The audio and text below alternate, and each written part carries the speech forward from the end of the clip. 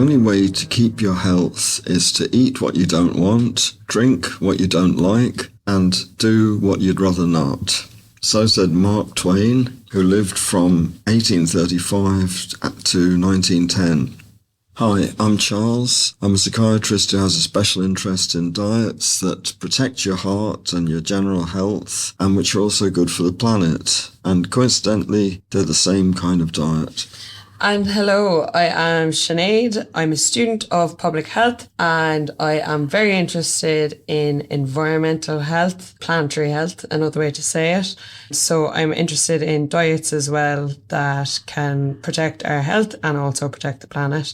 So we're delighted to be back with you again after our break to continue this series. And so I'd like to mention something about the Mark Twain's quote that I gave at the beginning, because there is some truth in it, but in another way it's not accurate.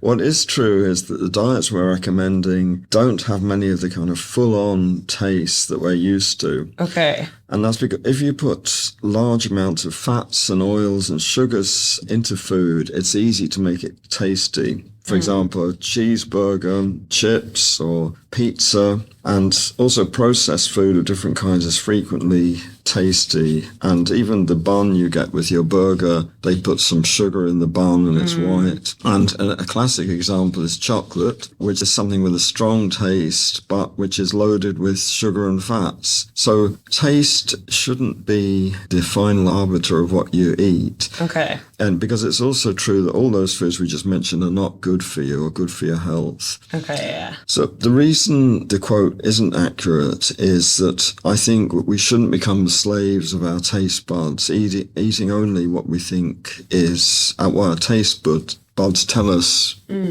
tastes nice or tastes good. So the diets that we're recommending have more subtle tastes, and as we eat them, we can gradually appreciate the more subtle flavors of plant-based food, plant-based proteins, whole grains, vegetables, and fruits. They're acquired tastes, but those subtle tastes, once you start to appreciate them of vegetables, of plant proteins, you can really get to like them. Yeah, I actually gave up sugar once and it was really difficult at the start, but once I got used to it, actually, I didn't really miss it at all. Now, when I say I gave up sugar, like obviously I had fruit sugar, but I gave up kind of white sugar, desserts, like I wouldn't have that for a while. And it was actually at the start, as I said, it was difficult, but you do get used to it. Your taste buds adjust, and you start enjoying food that is healthy for you, you know? Sugar is actually addictive. People don't realise it. And when you stop it, it's like having a withdrawal effect, like coming off smoking or giving up drink. But then your body adjusts to it and your taste buds adjust. I found that as well, Yeah.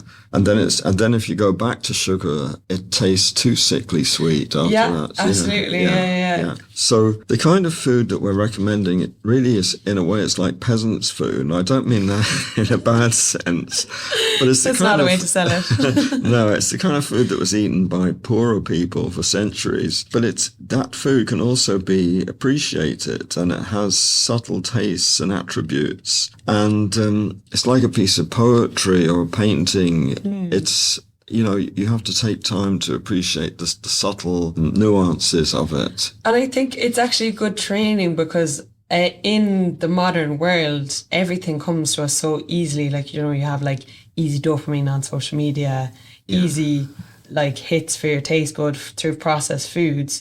But actually you have a much more full life when you kind of have to kind of work for something. Does that make sense? I'll take a step back, and not everything has to be full on. You can appreciate things more, simpler things. But another thing about the food that we eat these days is that and I'm changing the subject slightly, that there's a mistaken belief that in order to have strength, you need to eat lots of protein, and you need to eat these kind of foods we've been describing with meat. But in fact, in ancient times, in ancient Greece, the Spartans, who were considered the toughest of the Greek warriors, the best soldiers, prided themselves on the coarse black wholemeal bread and simple soup that they ate. They were famous for eating this very simple food, and they were some of the strongest Greeks. And also in the ancient world, you may be surprised to learn that those tough fighters of the Roman arenas, the gladiators, were actually vegetarian. They ate vegetarian food. I didn't know that. And that's been scientifically shown by archaeological digs, which analysed their skeletons and found that they ate vegetarian food. So these foods, as well as having subtle acquired tastes, were also known for their health and strength-giving qualities in the ancient world. Mm-hmm. And also now in the modern world, and this is something many guys think it's not macho to be vegetarian. They kind of look down on vegetarians, which is very silly. I feel it's a little bit close-minded. Yeah, it is. And it also doesn't... It's not scientific reality. It doesn't add up, because in our own times, there's a very famous vegan strongman called Patrick... I hope I pronounce his name correctly. Baboumenian. Sorry. He won the German Strongest Man competition in 2011.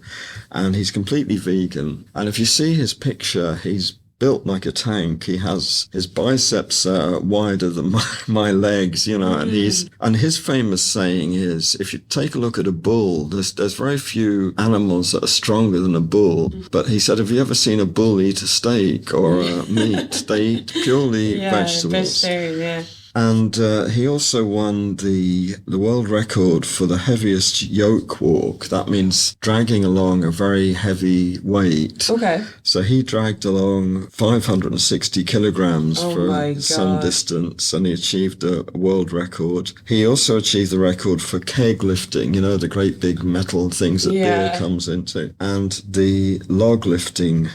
So this strong man is completely vegan, and he says being vegan makes him stronger. Mm. And there are other examples of it. There was actually a video called The Game Changers, which was on Netflix for a while. Yeah. And in that, they featured various athletes who ate plant-based diets, including Djokovic, the famous tennis player. I was just about to say, I saw something online about Djokovic actually being vegan, and that he, like a good few famous athletes are vegan. I can't think of any off the top of my head now. Yeah. But this video, The Game Changers, shows quite a few of them, yes. Oh, yeah? And so an American football team, they got them to switch to plant-based diets, and their athletic performance improved and their results improved when they did it. Yeah. So it dispels the myths that protein that if you're vegetarian, you're protein deficient, or it actually works the opposite way, because your muscles are like any other part of your body. They depend on your arteries bringing plenty of blood to the muscles, especially at time of exercise. If you're eating meat, which as we know has a lot of saturated fat in it, you're actually gradually blocking up the arteries that supply your muscles. Whereas if you eat a plant-based diet, those arteries tend to be freer and bigger, and so more blood can be pumped to the muscles during exercise. So people feel fitter and stronger on plant-based diets. And if you're a guy, you can build up better muscles like Patrick Baboumenian. And who looks like a raging bull himself. So let's not have a misconception about plant-based diets. Yeah. Maybe this is a good point to remind everyone that if you are suffering from any type of cardiovascular condition or any other medical condition, please consult with your doctor before embarking on any of these dietary options or exercise regimes that we are recommending. Also, please don't discontinue or reduce any of your medication, because these are serious disorders that require specialist input. However, if you do find that the dietary options continued with exercise are helping to lose weight, reduce your cholesterol or blood pressure, then please do discuss it with your doctor, and maybe it might be possible with consultation with your doctor to reduce some of your medications. If your problems are fairly mild, like just having somewhat raised cholesterol levels, slightly high blood pressure, or being a bit overweight, then what we are offering might be enough to completely remedy these problems. Finally, you can use these options and exercise recommendations to hopefully prevent these problems from ever happening and improve your general health. If you need a reminder of the details of the dietary options, we have discussed them in detail in the first 3 episodes of this podcast, so definitely have a listen to those. Thanks, Sinead. And so in the last episode, just to kind of recap a little bit about what we're speaking about there, we were talking about how to keep the consumption of fats and oils to a much lower level. So we were describing, first of all, how to keep your fat consumption to the very low level of 10% or below of your daily calorie intake. But that is the toughest option. It's called the reduction or reversal option. And it's been shown scientifically to be able to reverse heart disease that's already present using this. But because it is tough and it's a very low level of fat and oil involved, and not everyone feels able to follow this option. So because of that, 3 or 4 of the dietary options that we're offering, the flexitarian, the lacto-vegetarian, and the 20% vegan diet, all set the upper fat limit consumption to 20% of daily calorie consumption. In other words, double what the reduction option is. So with 20% or below of your calories each day can come from fats or oils. So what does this mean for someone who's on these 3 20% options? For a man of average height and frame who wishes to reduce their weight to between 150 and 165 pounds, an approximate figure for total fat consumption would be 50 up to 56 grams of fats or oils per day to stay within the 20% figure. And the corresponding figure for saturated fat is to keep it within or below 16 to 18 grams per day. So these are just ballpark figures to give you an idea of the total amount of fat you can eat to stay within the 20% guideline. And just to remind everyone, how do you measure it? Well, there's many ways to measure it. One way is looking at the packaging on food. There's also tables at the back of my book and Dr. Ornish's book. And there's also a very good app, which I've forgotten the name of, called Nutra something or other, which you can enter any food that's on this. I think there are probably several of them. And it'll tell you the number of grams of fat and saturated fat per particular weight or volume of the food. Yeah, very handy. It's a good way to, I'll try and actually find it if I can before the podcast finishes. Okay. So would you say the same for women who want to stick to 20%? Yeah, so option? Again, this is kind of for an average height and framed woman. So if you want to figure out your specific one, you can listen to our previous episodes and we describe how you can get your own specific fat intake figures. But for the average height and framed woman who wishes to aim for a target weight of 130 to 150 pounds, the total daily fat consumption should be between 40 to 50 grams, and then the saturated fat should not be more than about 14 to 16 grams to stay within that 20% figure. And when you think about it, it's not such a hard figure to stay within. Yeah, thanks. And I found the name of the app you're going to get on your mobile phone is called NutriCheck. NutriCheck, okay, yeah. And it's very good to use. But there's probably plenty of others as well. So today we're also going to talk more about what Dr. Ornish recommended concerning different food groups in our diet. And today particularly we're going to mention protein. Yeah.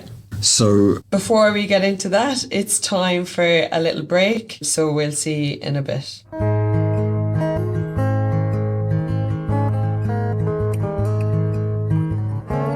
If you find what we've been talking about in this podcast interesting, you can find a lot more details in my book called Save Your Heart, Lose Weight and Help Save the Planet, and it's available on Amazon.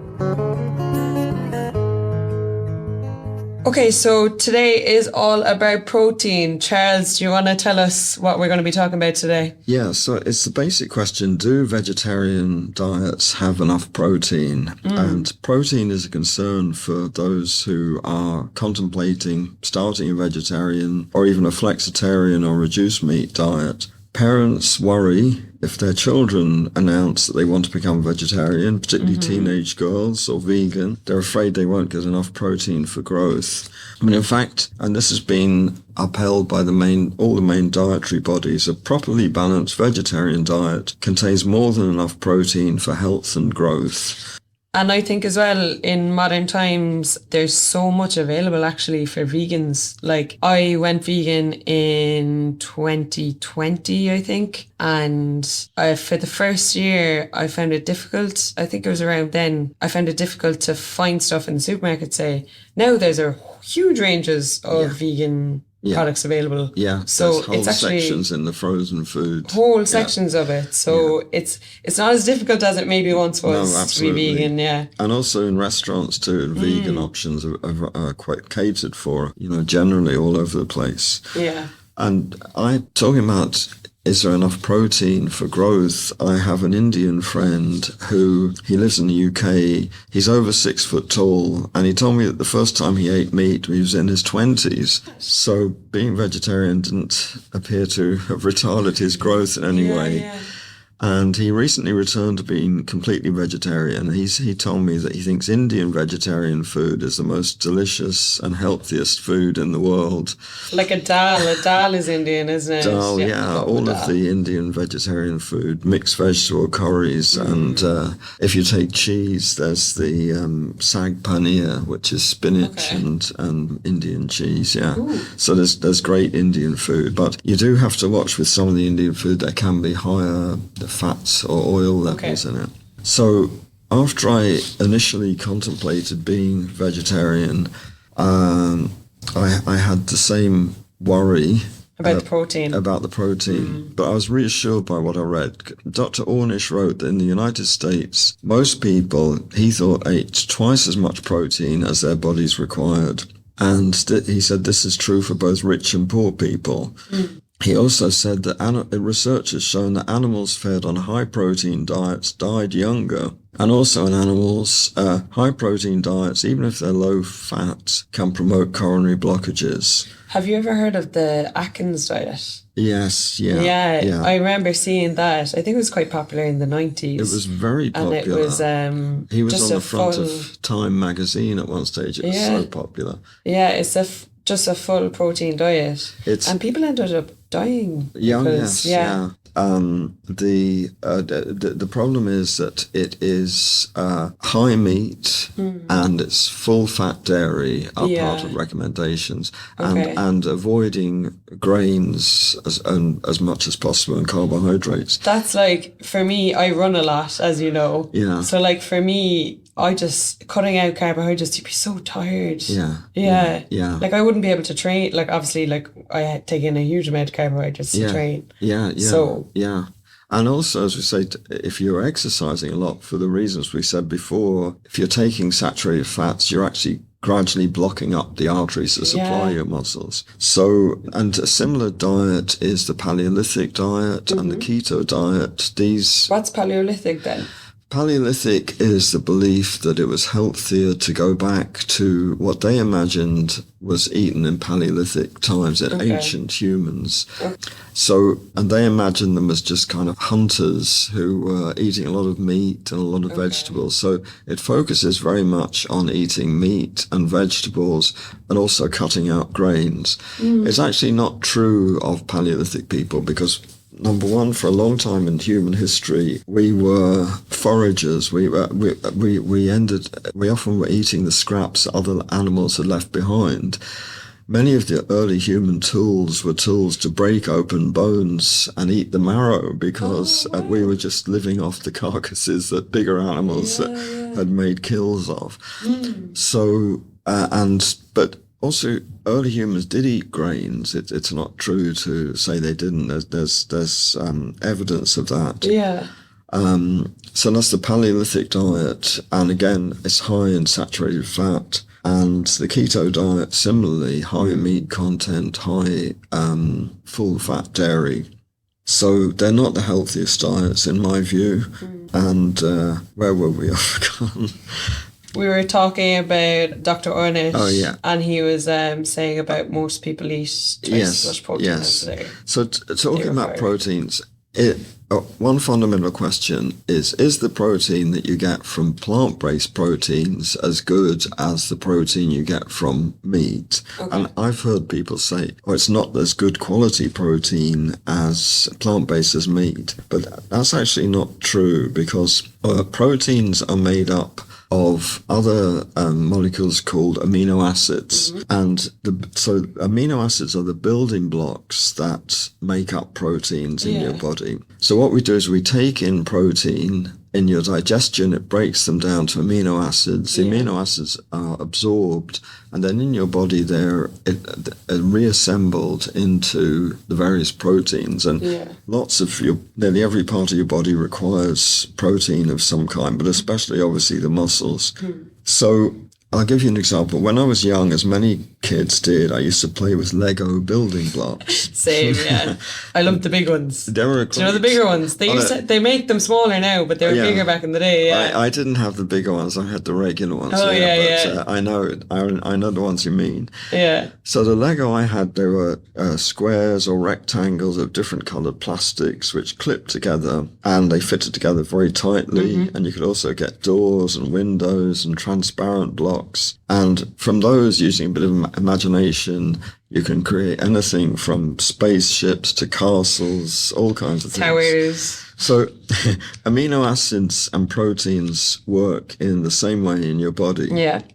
So if you think of the Lego blocks as being the amino acids, and if you imagine different coloured Lego blocks, or maybe with different patterns being different amino acids, and then you can combine them together in different ways to create the countless different proteins that are in your body. Great analogy there. Yeah, so thanks. So Dr. Ornish explains in his book that there are approximately 22 amino acids only that combine together in a multitude of ways to form all of the vast amount of proteins that are needed in your bodies. Okay.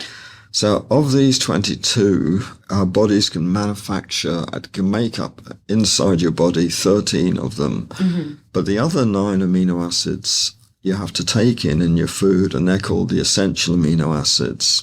Yeah. So of these 9 essential amino acids, all except 3 of them are plentiful in most of the foods you eat. Okay. But the 3 that are not so plentiful are called lysine, tryptophan, and methionine. I don't want to get too technical here, but he explains that the amino acids that you absorb after having a T-bone steak are exactly the same as the ones you'd have from a vegetarian meal with rice and beans. That's what I was going to say earlier. Like, because of the way protein is broken down in the body, it actually doesn't matter where you get it from once you're getting it. Is that not true? Yeah.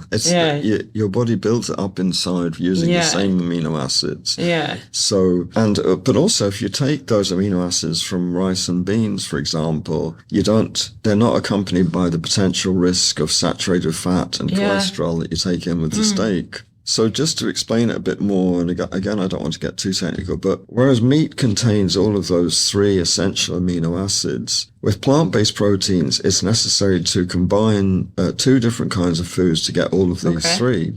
So legumes, for example, beans or soya beans, contain a lot of lysine, but a bit low in tryptophan and methionine. But grains, on the other hand, for example, rice or wheat, contain a lot of tryptophan and methionine, but little lysine.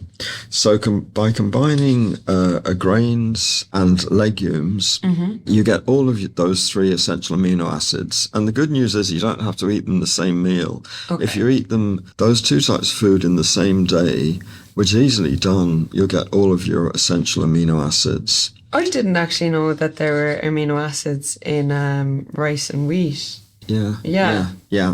Yeah, they are.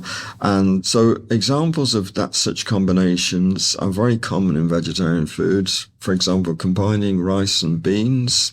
Okay. Or, and just what brings to mind, you can get vegetarian chili con carne, but you use it. Chili sin carne, wouldn't it be? Sin carne, yeah. It's if you use, instead of mince, if you use vegetarian mince, if you have tofu with rice, we gave a recipe there of spicy tofu with rice. Yeah. If you eat pasta with beans, or if you eat baked beans on brown bread, it's a personal favourite of mine. That would be a good breakfast. And tofu from soya beans, which is a legume, is a well-known beneficial addition to vegetarian diets for proteins.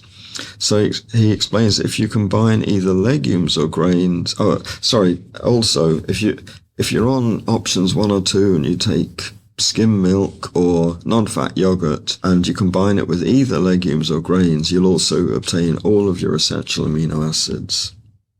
So we're going to take a quick break, and then when we come back, it is my favourite time of the podcast, the recipe of the week. And this week it is spicy leek and potato soup. We'll see you in a bit.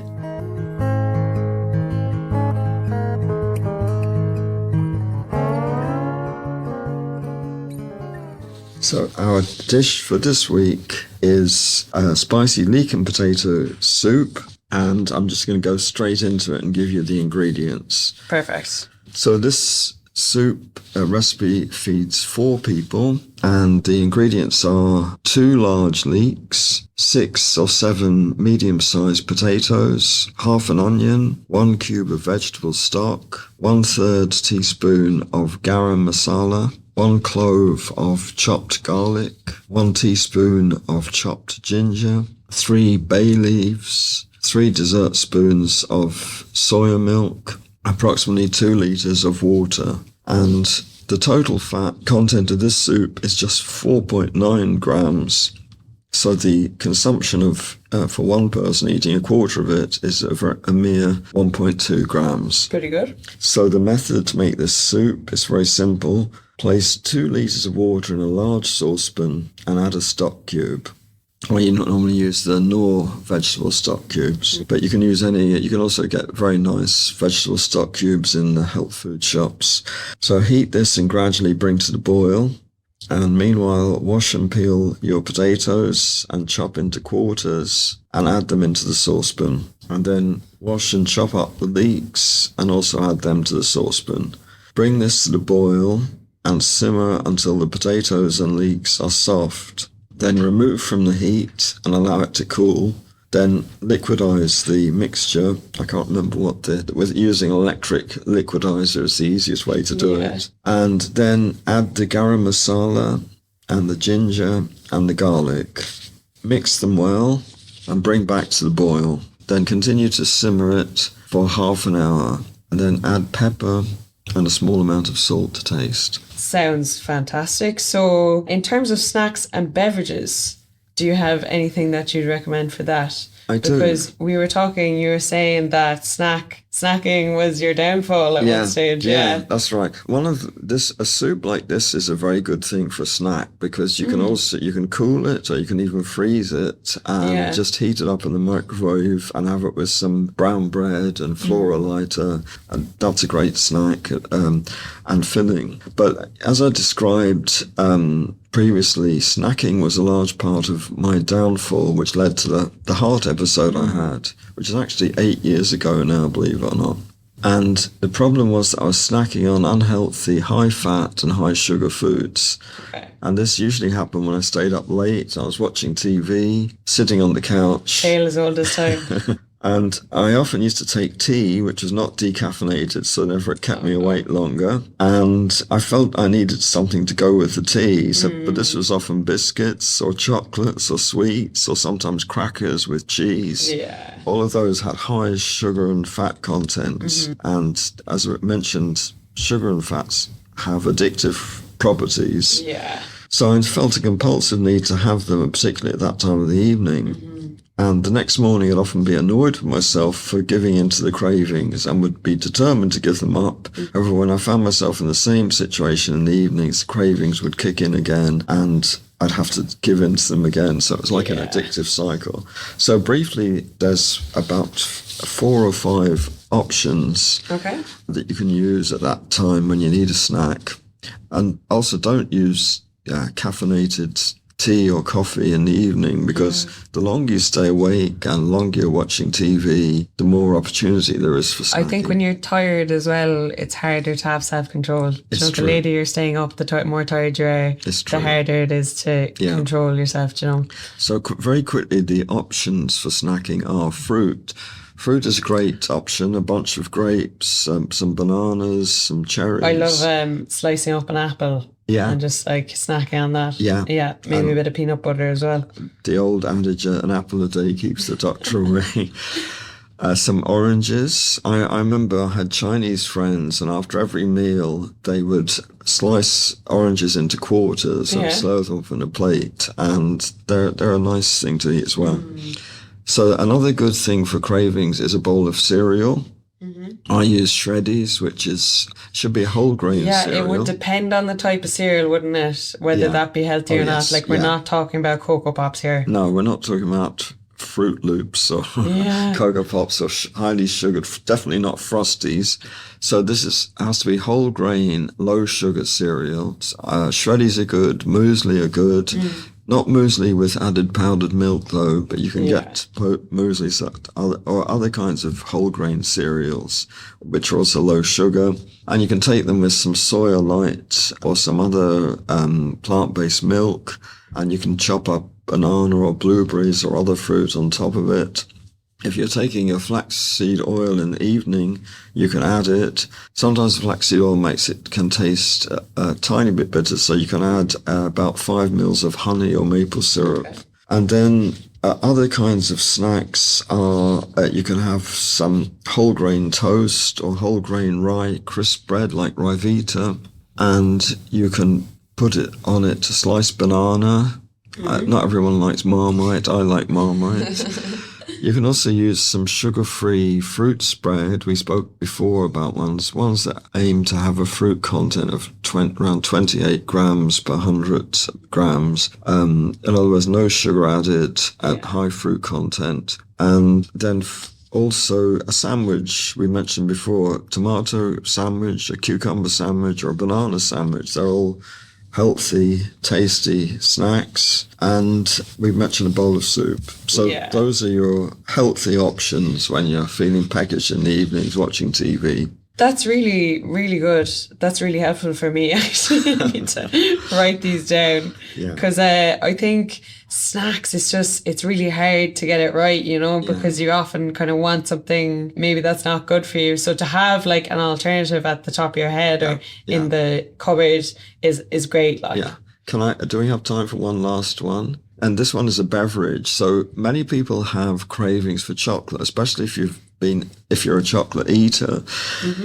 So I discovered an alternative to that, and that is to make a drink with organic cocoa or hot chocolate, but not the kind of the ones that are labeled hot chocolate, because they put sugar in those. A lot of sugar, So if you can, it's often in the baking compartment or department of your supermarket, they'll have cocoa for baking, and Bourneville do a good one in Ireland.